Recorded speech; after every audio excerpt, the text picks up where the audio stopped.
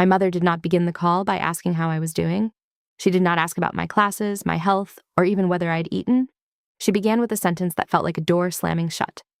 "You're going to leave Stanford this semester." That was how she said it, plain, direct, like she was talking about changing a dinner reservation, not changing my whole life. I was sitting on the narrow bed in my dorm room in Palo Alto with my laptop open and a stack of unfolded clothes beside me. The late afternoon sun was falling across the floor, and for a second, I honestly thought I had heard her wrong. My mind froze. I just stared at the screen and waited for her to laugh, or correct herself, or say she was upset and not thinking clearly. But she did none of those things. I had spent most of my life trying to be the easy child. I got strong grades, I stayed out of trouble, I worked hard for scholarships because I knew we did not have the kind of money that could carry me through college without help. I kept my needs small. I learned early that being responsible made life easier for everyone around me. My older brother was different. He was always somehow standing at the edge of a new problem. Sometimes it was work, sometimes it was money, sometimes it was a bad decision that had looked exciting for 5 minutes and terrible by morning. So hearing my mother calmly tell me that I should be the one to leave college because my brother had failed to finish his own made it feel like the whole room had quietly shifted to one side. "He needs a chance to start again," she said. "You can go back next year. Stanford will still be there. Your brother has nothing right now."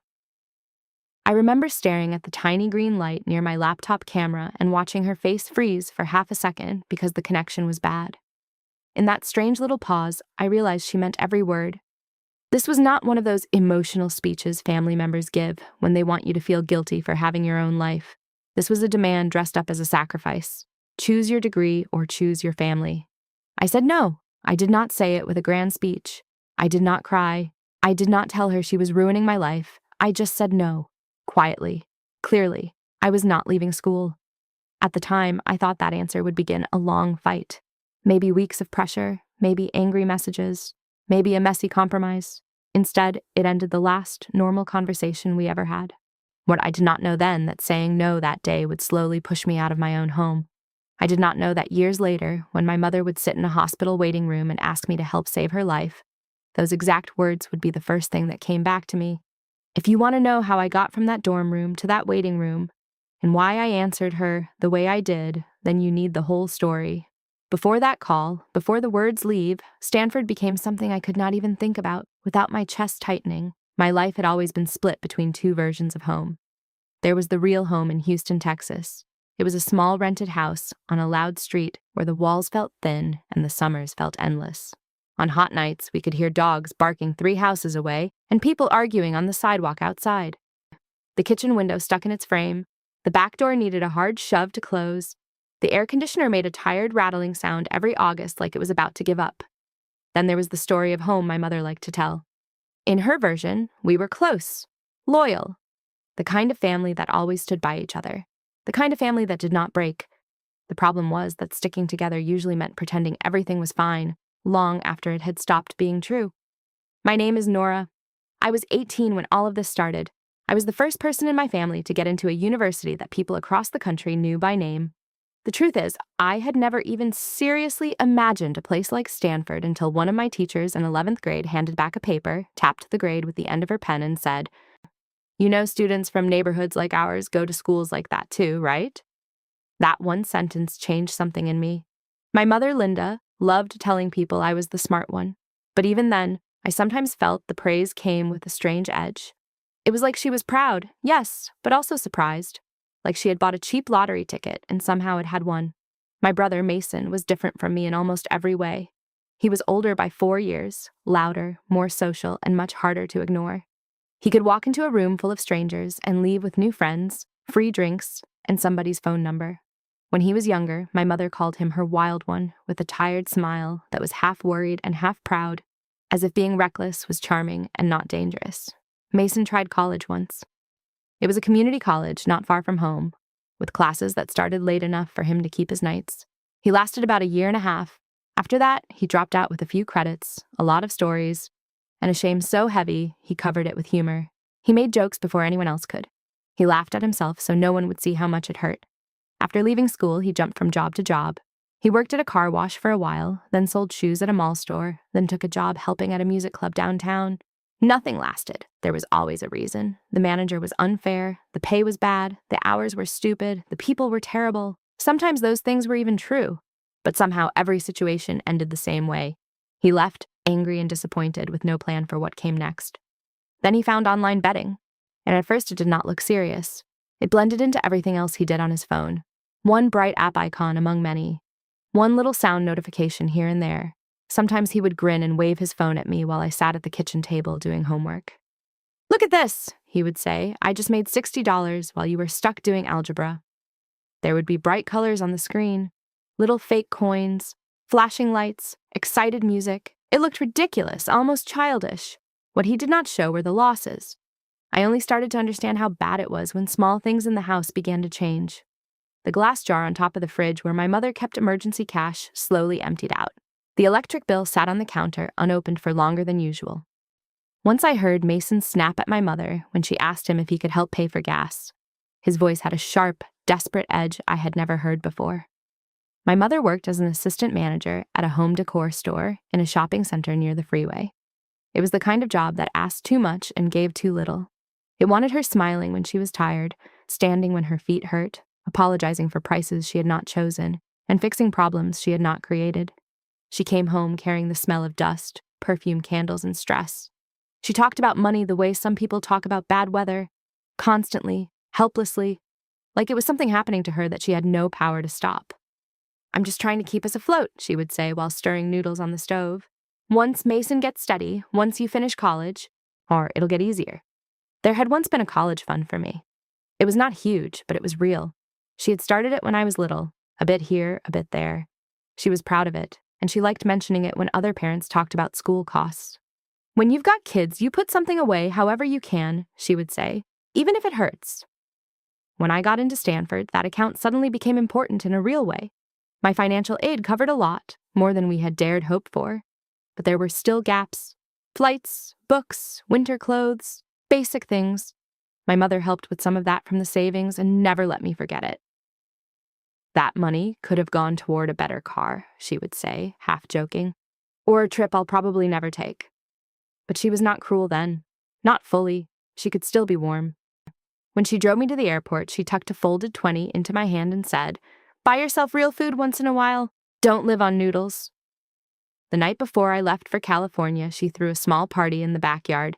Family came, a few neighbors came, some of Mason's friends came too, and treated it like any other excuse to drink and make noise. Cheap paper lanterns hung over the fence. There were store-bought snacks on plastic trays. Music came from a speaker that was not strong enough for the amount of traffic passing nearby. People hugged me and said the same things over and over.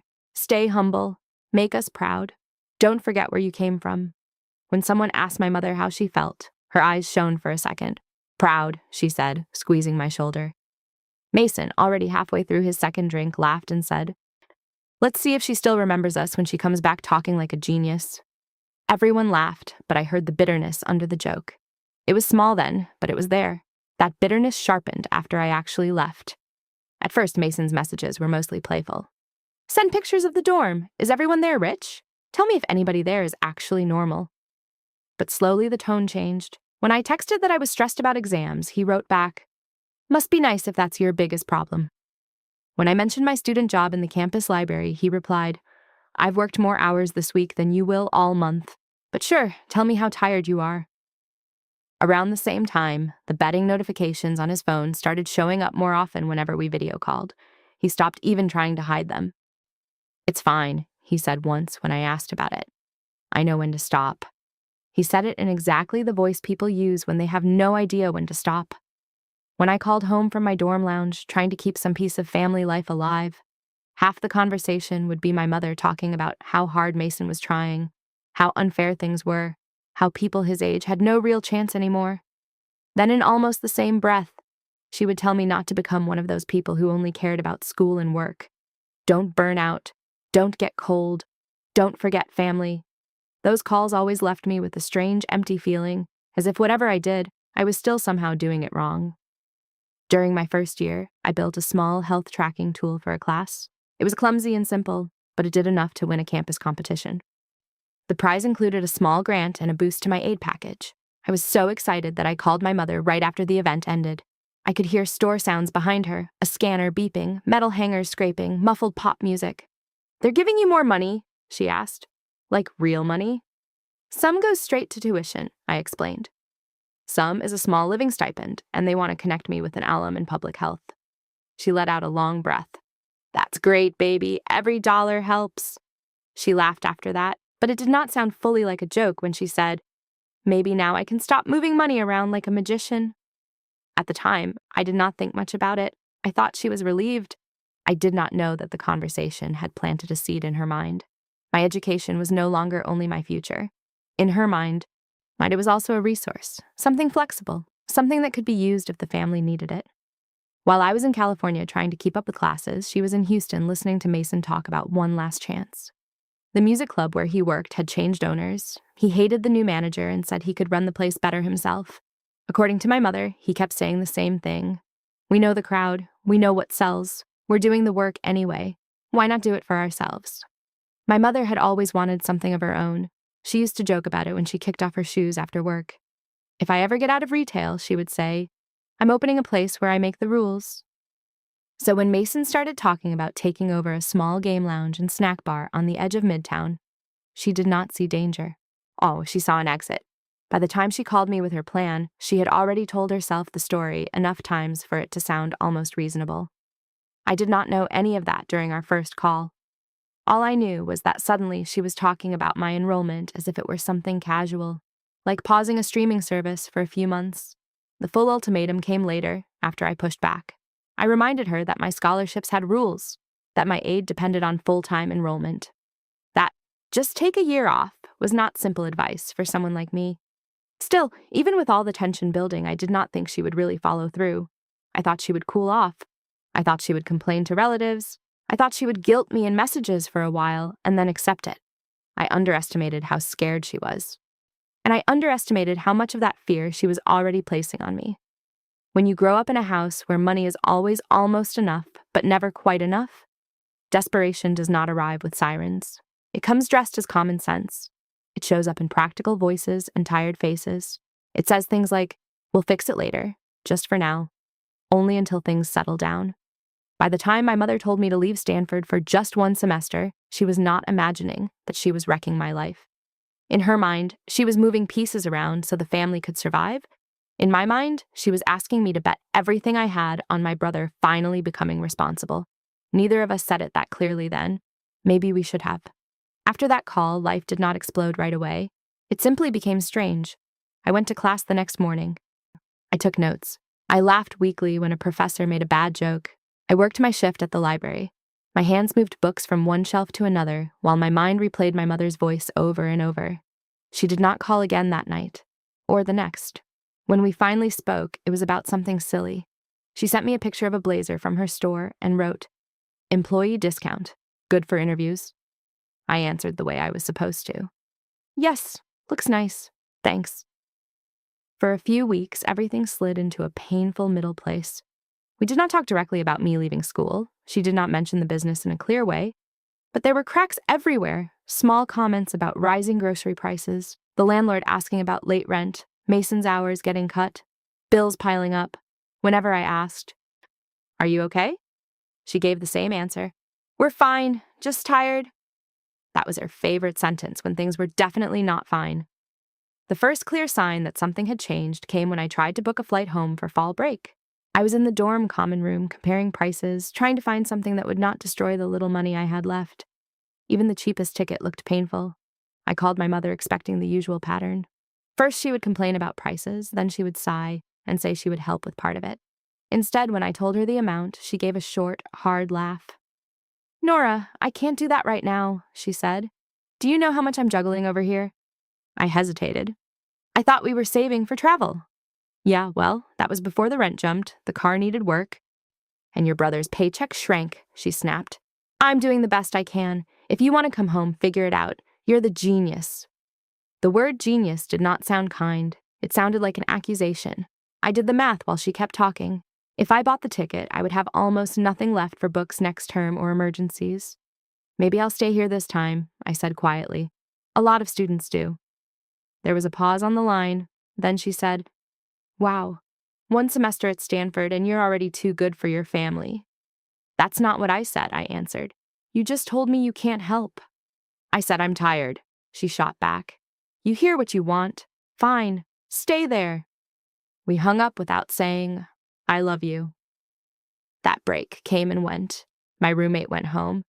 The campus became quiet in that empty, eerie way big places do when too many people leave at once.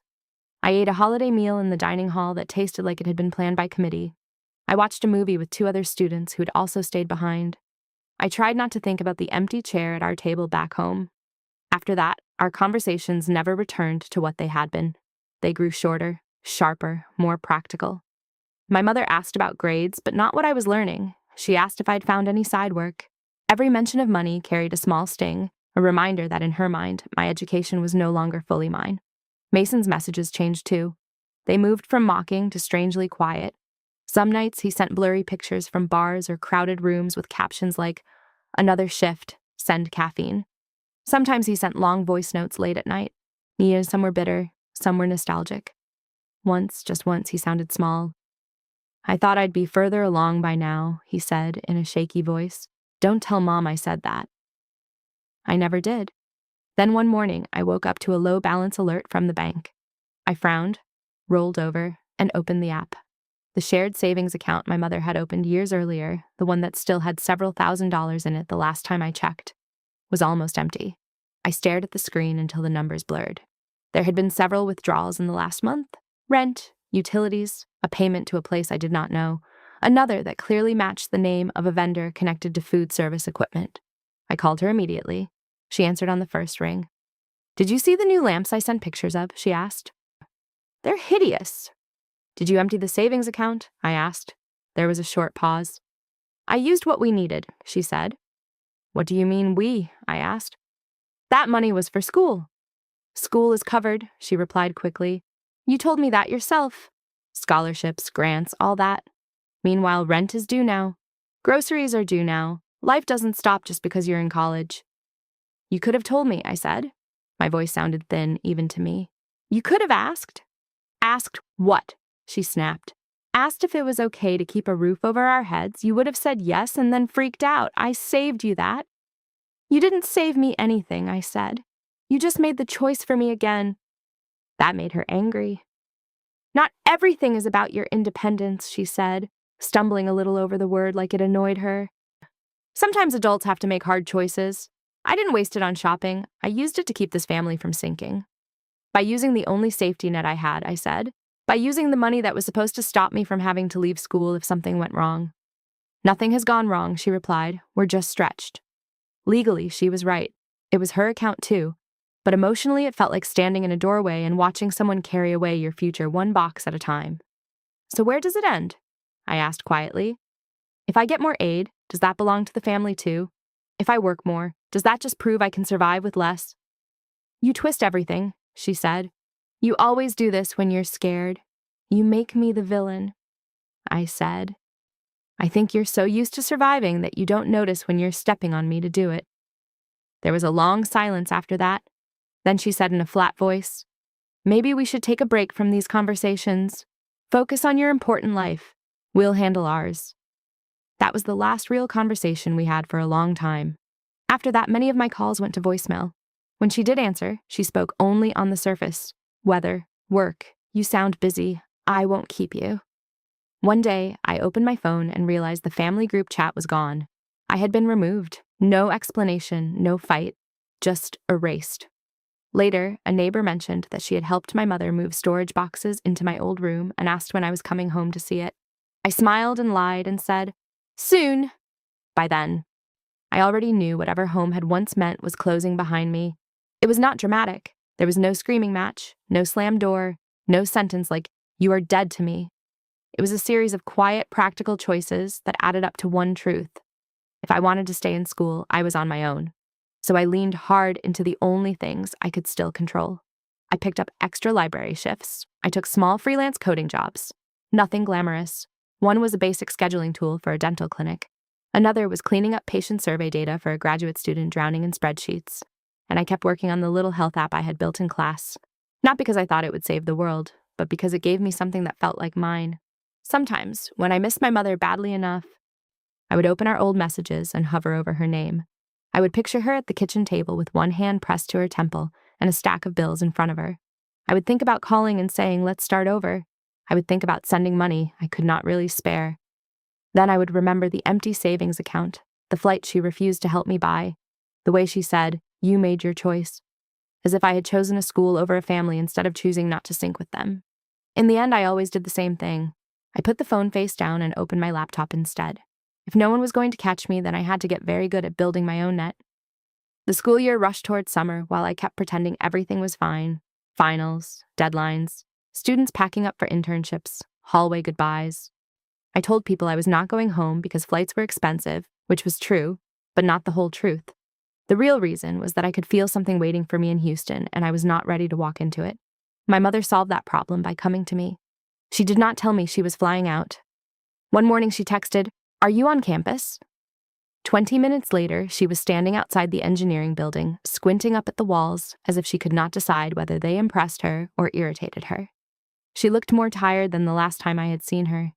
Thinner, too. There were a few gray strands near her temples that I did not remember, but when she hugged me, it was the same tight, familiar hug that used to make me feel safe when I was small. For one dangerous second, I almost forgot we were in the middle of something. We walked to a coffee shop just off campus because she refused to pay the price of coffee on school grounds. "I didn't come all the way here to spend $7 on one drink," she said. We sat by the window and watched students hurry past with backpacks and headphones. At first we made small talk, then once the drinks arrived and the silence had nowhere else to go, she stirred sugar into her cup and said, "I need you to listen before you decide I'm some monster." That was as close to an apology as she could get. I nodded. "I'm listening." She took a long breath and began.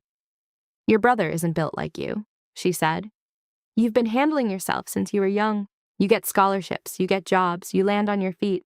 Your Mason doesn't." "That's not my responsibility," I said, more gently than I felt. "I know," she replied, surprising me. "At least on paper, but in real life, when one person in a family sinks, everyone gets pulled under." Then she told me how bad things had become. The landlord had threatened them more than once. The power company had sent warning notices. Mason had gotten deeper into betting. He had borrowed from her, then from friends, then from people she did not trust. When she found out how much he owed, she said she nearly got sick. "He's not evil, Nora," she said quietly. "He's scared. He's just bad at being scared." "So, you decided to fix it," I said. "What do you want me to say?" she snapped, then immediately looked tired. "Yes, I decided to fix it. I found a way that doesn't end with him owing the wrong people." Then she told me about the place. A small game lounge and snack shop near downtown. The owner wanted out fast because of a divorce. It was cheap by local standards if they took over some debts too. She spoke about it like a plan, a structure, a chance. Mason could run the floor. She could handle the books. They could finally have something of their own. I could see it as she described it. Her name on a lease instead of a work schedule. Mason laughing behind a counter that belonged to him. Some future version of me visiting at holidays, smiling proudly at the family business. "And where do I fit in?" I asked. She looked directly at me. "You know where," she said. They needed money. The bank would not take them seriously. She had nothing left to borrow against. Mason's credit was ruined. The only thing anyone cared about, she said, was me. My school, my grants, my name, my future. "I'm not an asset," I said. "You're my daughter," she answered. "And yes, you're also the one person in this family with doors opening in front of her." She told me to take a leave for 1 year, come home, help them get stable, help them build this one thing, then go back and finish. I explained everything again. My aid package depended on full-time status. My housing did too. If I left, there was no promise I could return the same way. Maybe I would get back in. Maybe I would not. Maybe I would return already behind. "You're 18, she said, as if that solved everything. "You have time. Your brother doesn't." It would have been easier if she had been cruel, if she had yelled or blamed or insulted me. And then I could have hated her cleanly. But instead she sat there in that cheap cafe chair, looking worn down and exhausted, like someone whose life had been pressing in on her for so long, she no longer knew what pressure even felt like.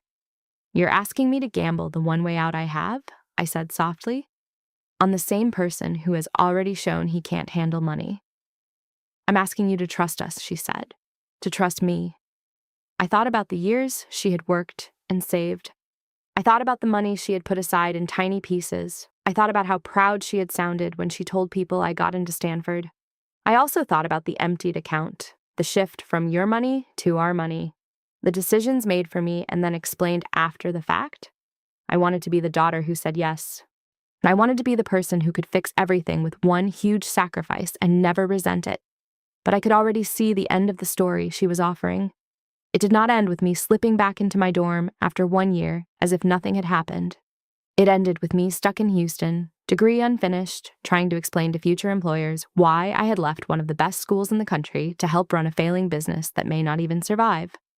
"I'm not leaving," I said at last. "Not for 1 term. Not for a year. I'm sorry things are hard. I am. But this is the only thing in my life that isn't built on denial. I can't give it up." She stared at me for a long moment. Then she said, "Do you know what hurts most? It's not that you're saying no, it's that you don't even sound torn." "I am torn," I said.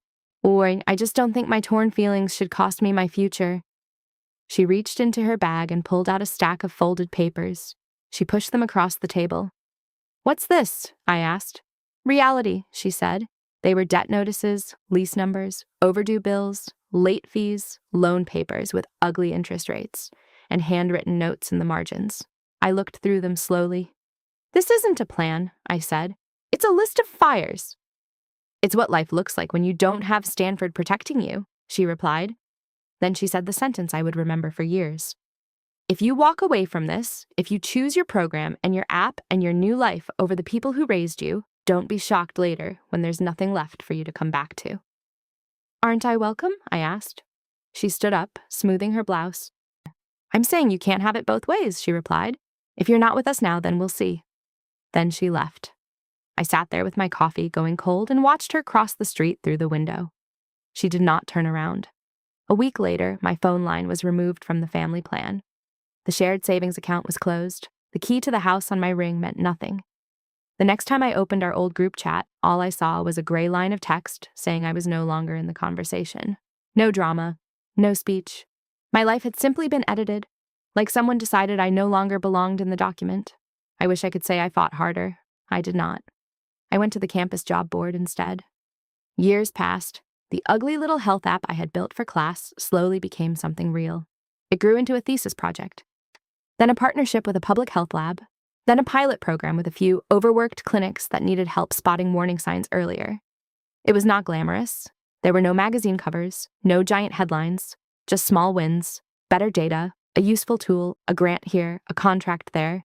After graduation, I stayed in California for work. I shared a tiny apartment with a friend, worked long hours, and built a life that was difficult but mine. Stanford became a line on my resume instead of a cliff I was hanging from. Sometimes in quiet moments, I thought back to that cafe and felt 2 things at once: anger and relief. If I had gone home, none of what I had built would exist. I still checked on my family sometimes from a distance. Mason's social media stayed public for a while. The business looked real. And there were photos of game nights, handwritten menu boards, and bright, hopeful captions about building something from the ground up. My mother appeared in the background of some pictures, wiping tables or smiling too hard. Then the posts became less frequent, less happy, hints about the landlord, vague complaints about money, stress, bad months. I would scroll, read, close the app, and tell myself it was not my job to manage their disasters from across the country. Then one evening, several years after graduation, my phone lit up with a number from Texas I did not know. I almost let it ring out, but I answered. There was a pause, then a voice I had not heard in so long that for a second I did not place it. "Nora," Mason said. He sounded older, rougher. I said nothing at first. "You really gonna hang up on your own brother?" he asked. "What do you want?" I said. There was a rustle on his end, like he was pacing.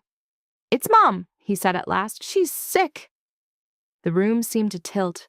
I sat down without meaning to. "What kind of sick?" I asked. The details came in pieces: hospital tests, a diagnosis, treatment, insurance that covered some things and ignored others. She had waited too long to go in, brushing symptoms off as stress and tiredness. By the time she listened, things had grown serious. My brain slipped into the part of itself that had learned how to ask practical questions. I asked about the hospital, the stage, the next steps. Mason's answers were messy, but enough. Then I asked the harder question. Why are you calling me? Because you work in this world now, he said. You know doctors. And systems, programs. There's some treatment at a better hospital. Maybe a trial, maybe something newer. We need help.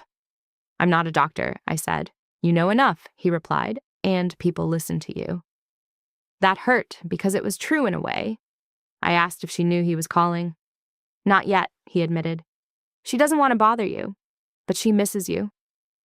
I closed my eyes. If he had come at me with blame and anger, it would have been easier. But under the edge in his voice, I heard fear. So I told him this. I would look at the records if he sent them. I would ask a few people to explain the options clearly. And because I was already scheduled to attend a conference in Seattle the next month, I would meet them there if they could come. If I'm going to put my name or my contacts on anything, I said, I want to hear everything face to face.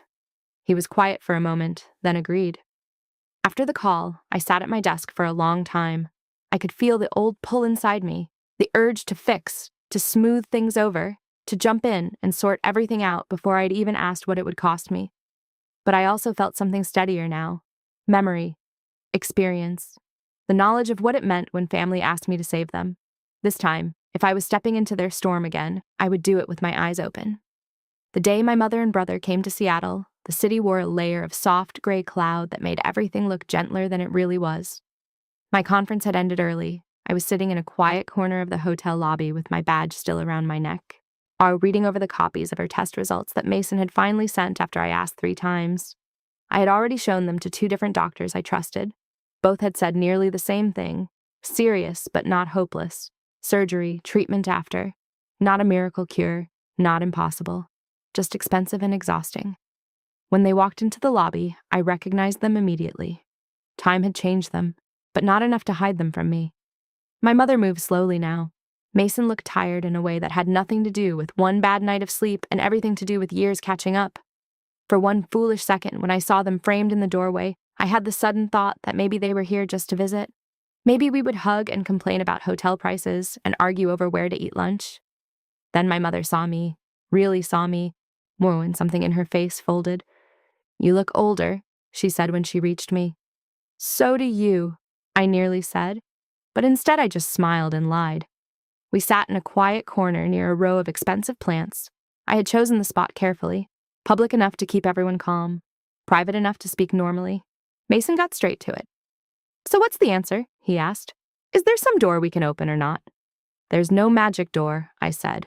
There are options, some better than others. But no one is going to wave us past the system because I ask nicely. My mother let out a tired little laugh. I slid a treatment summary across the table and explained what I understood. The first hospital had offered one path. Another larger center had programs she might qualify for. But there were waiting lists and travel and paperwork. There were charity funds. There were patient advocates. There was help, but not the kind that erased everything. So, what are you saying? My mother asked quietly. That there's nothing you can do. I'm saying there are things I will do, I answered, and things I won't. I told them I could help them understand the choices. I could help with forms. I could connect them to a patient advocate who knew how to fight insurance. I could contribute some money, though not enough to carry everything. What I would not do was become their endless backup plan again. Mason muttered something under his breath, but I ignored it, because there was something else in my bag, another folder, and once I opened it, the meeting would change. My mother noticed it first. What's that? She asked. Something we need to talk about, I said. Then I looked at her and asked the question that had lived in me for years. Do you understand now why it was so hard for me to say yes the last time you asked me to give up my future? Her mouth tightened. We're doing this now? She asked. They're connected, I said. You talk about family like it means automatic sacrifice. But years ago, you asked me to risk everything for a plan that wasn't really a plan. When I said no, you punished me for it. I need to know if you understand that. She rubbed her forehead. I was scared, she said at last. That's not an excuse. It's just true. The debts, your brother, everything. I thought if I got through one more crisis, I could breathe. And you were there, with this golden chance I never had. When it felt selfish to watch you hold on to it while the rest of us were drowning. So you punished me, I said.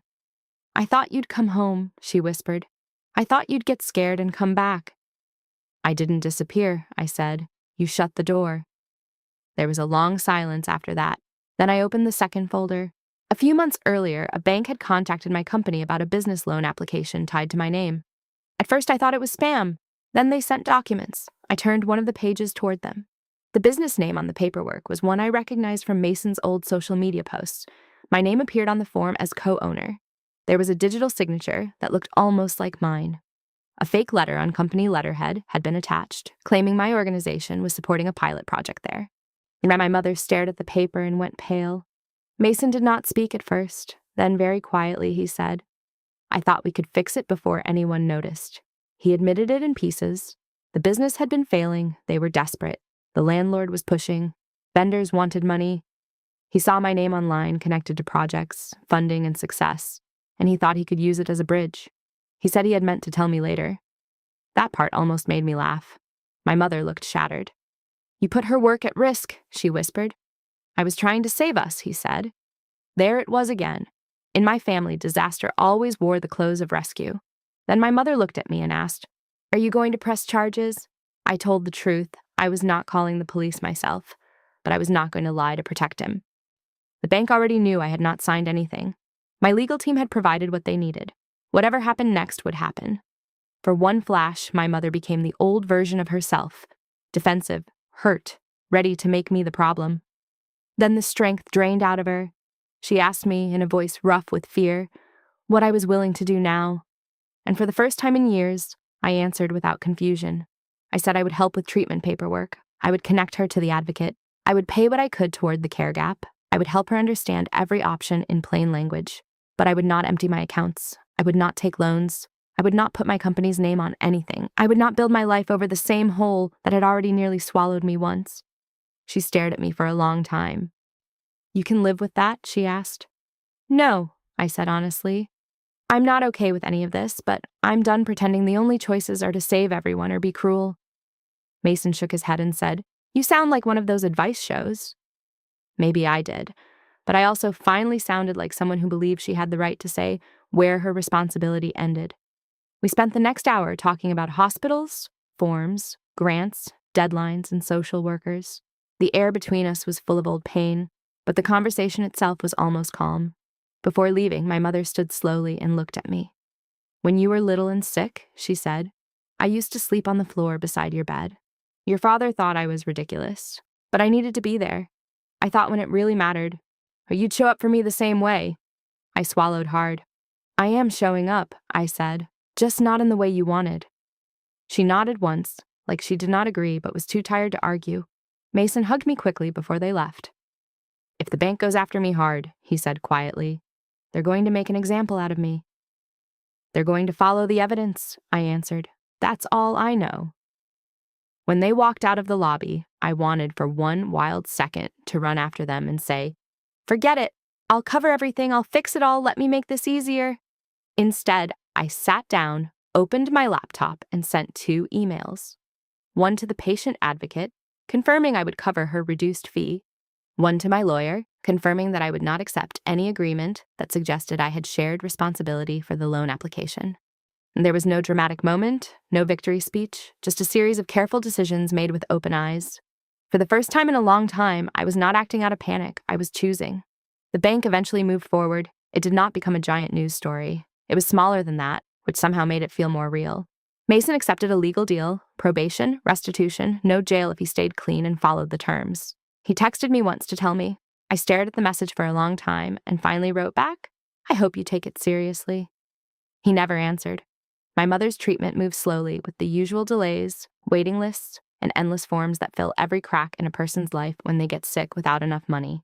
The advocate I found for her was exactly what they needed. Tough, clear, unafraid to argue.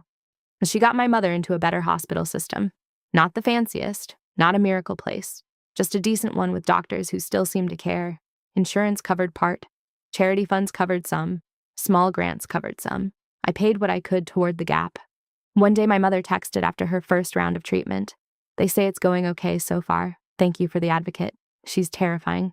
It was the closest thing to gratitude I was likely to get, and strangely, it was enough. Months passed like that. My life split into 2 tracks. On one track, I worked. I sat in conference rooms and talked about data and ethics and patient care. Our tools spread to more clinics. I gave talks. I kept building. On the other track, quieter and messier, my mother went through treatment. Some weeks she sent updates. Blood work good this week. Says rough side effects. Scan next month. Other times I heard nothing and learned through the advocate that she had been in and out of the hospital with complications.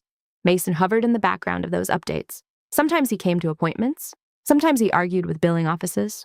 The advocate once said carefully, "Your brother is difficult, but he clearly loves her." That was not exactly praise, but it was not nothing. I did not visit. That line stayed in place. I sent money. I answered questions. I translated medical language when needed. I did not return to being the emotional center of their lives. The guilt still came. Of course it did. In quiet moments, in small ways.